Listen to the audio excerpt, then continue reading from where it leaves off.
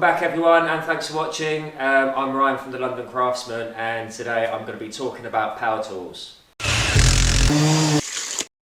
Also, I'll be talking about a few other little bits and pieces like my storage, how I store my tools and how I use my workshop. But ultimately this video is about power tools, what tools I actually use to make wardrobes, alcove units, bookshelves, TV media units, anything like that, mainly out of sheet material, as the workshop is mainly set up for that use. And yeah, so giving you some tips on what to buy, the basic tools that you need, where to spend your money, where not to spend your money, where you can spend a little bit of money. For example, do you need an expensive sander? Do you need an expensive circular saw? Anything like that. Giving you a few little tips and showing you what exactly you need to run a wardrobe making business. Right, so let's give you a little walk round. I've got them all stored on benches for you just to see them easily. I'm taking them all out of my storage racks and out of the shed. Because some of these live in the shed, some live in these racks at the top, some live in the cupboards below. Like I said, I always like to keep my tools in the right place. Everything has a place, otherwise things start becoming really messy. I love the workshop being organised, never mess. So like I said, everything needs a place, otherwise it will turn into a tip in no time at all. Anyway, right, so firstly let's start with the old choppy. I spent, you know, 300-400 quid on this one. It's only a single bevel. This bevel only turns one way, it doesn't turn the other way. I'm happy with that. You know, it does lean as well at the same time, but ultimately it does pull out about 350-400 mil. So this one is a GCM8 SJL Bosch, and it's lovely. It's a nice saw to use. As long as you keep a nice sharp blade in it, it's absolutely fine. Does the job brilliantly, and it can be attached to a hoover, which I like.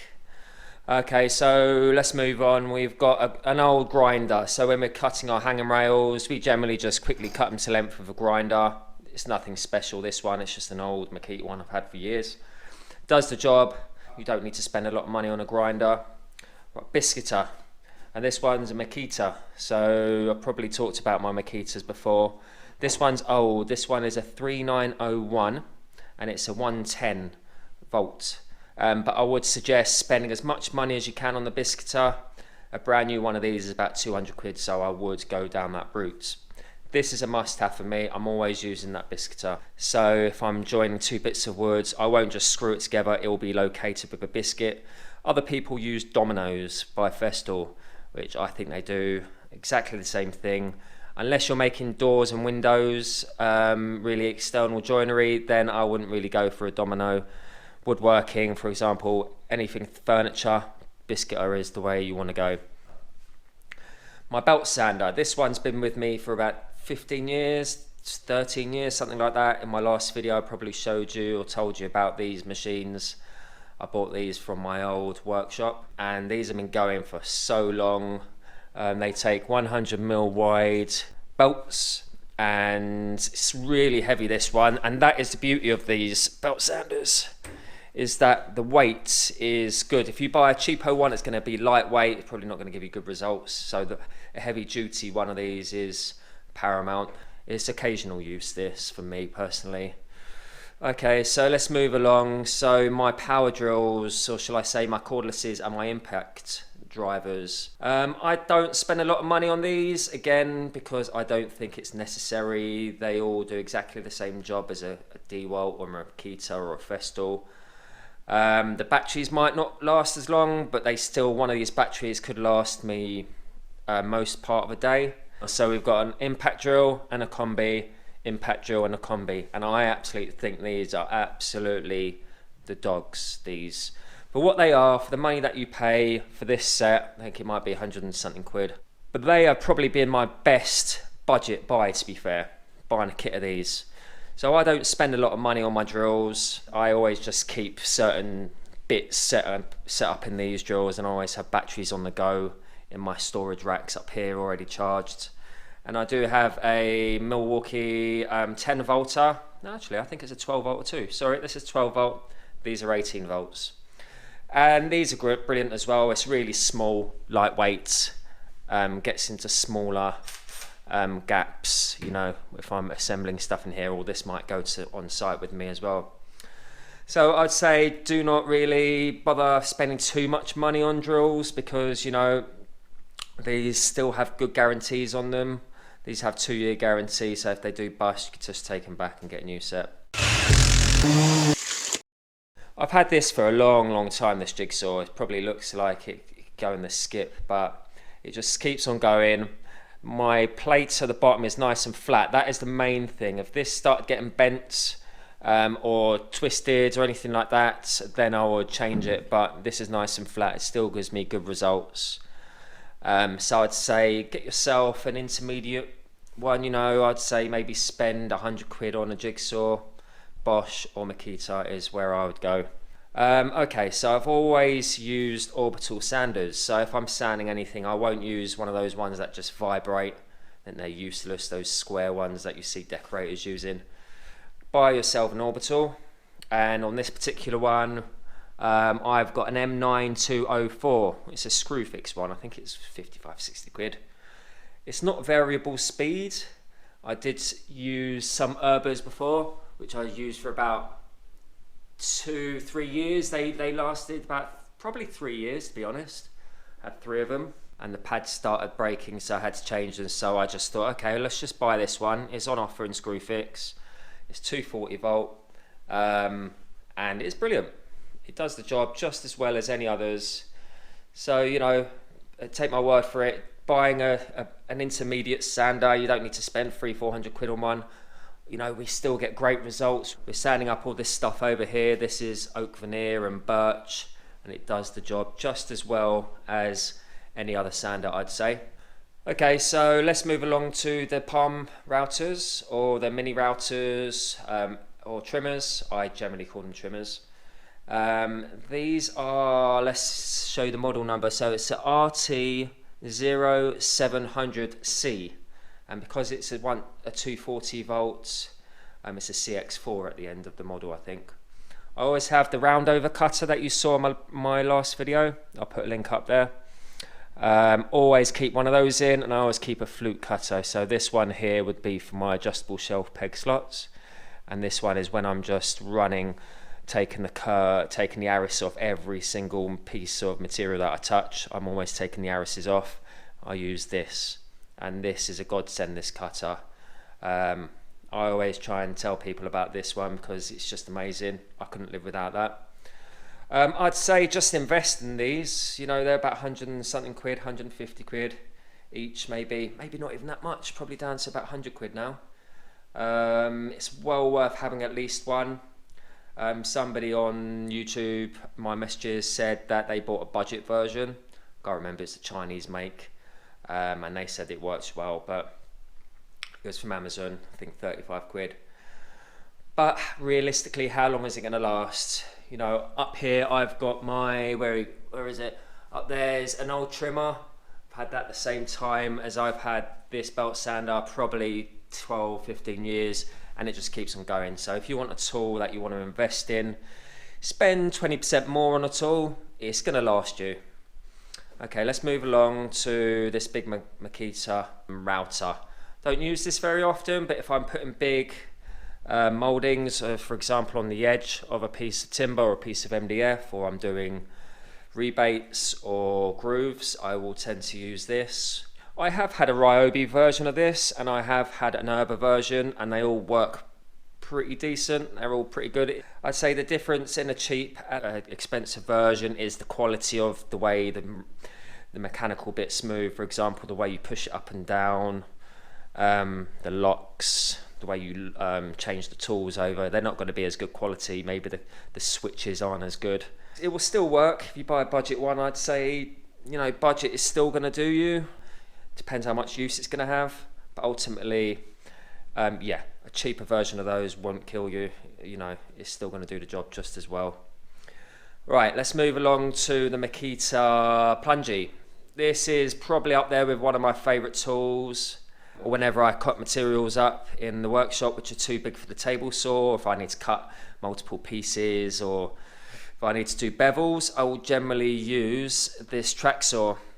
And it's got a great feature, so if I tip it over, if I put this lock on, there we go. I don't know if the Festools have got this, and tip it over, there we go. I've tipped it over and I've switched that little switch over, it's a little lock, and it just hooks into this little notch here. I don't know if the Festools have got that, but it's a great feature.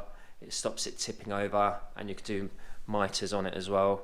It cuts pretty deep. It takes 165mm saw blade, and I've had this for about 3 years now, and all I've done is lube up the pins, and it's back to new. Give it a little dust, put the air blower on it every now and then to clean out the motor.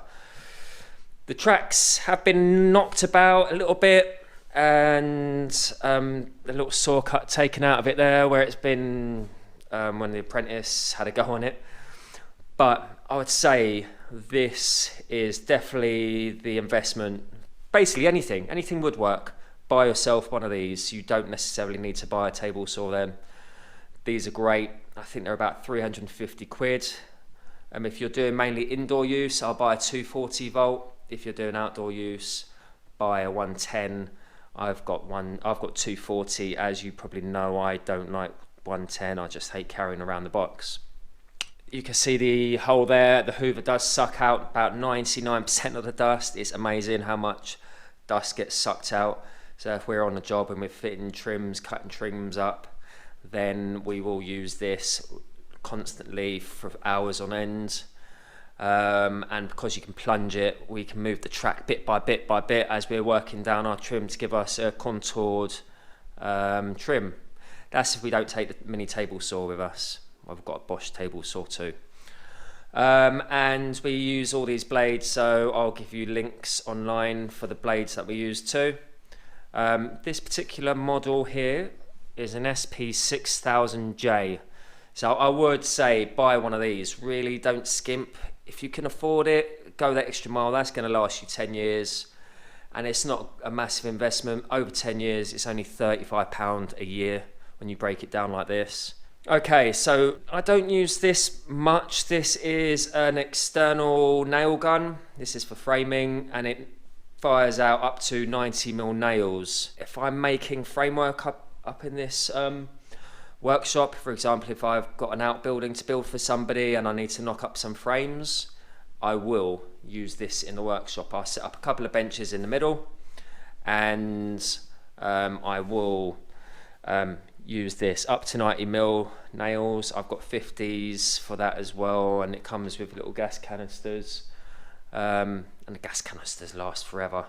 You could buy little kits for these. You buy the gas canister or two, and you buy a packet of nails for not much money, 10 quid, but they save you so much time.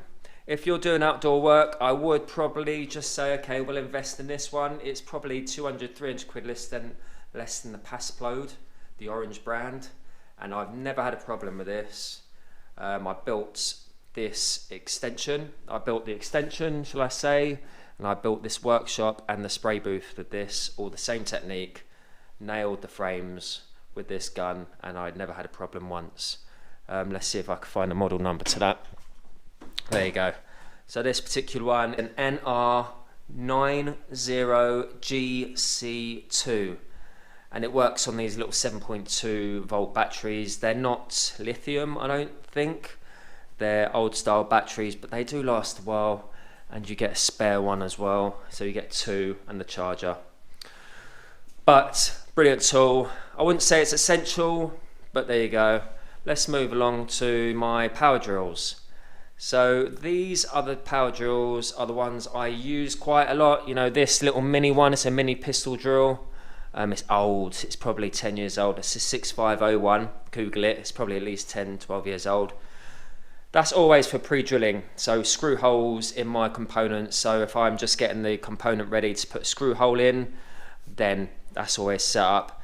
Cutting holes for ledges and worktops, in TV media units and wardrobes, all that sort of stuff, that's always set up. And I've got 35mm hinge cutter in this one. This is Black & Decker, passed on down from the mother-in-law, father-in-law.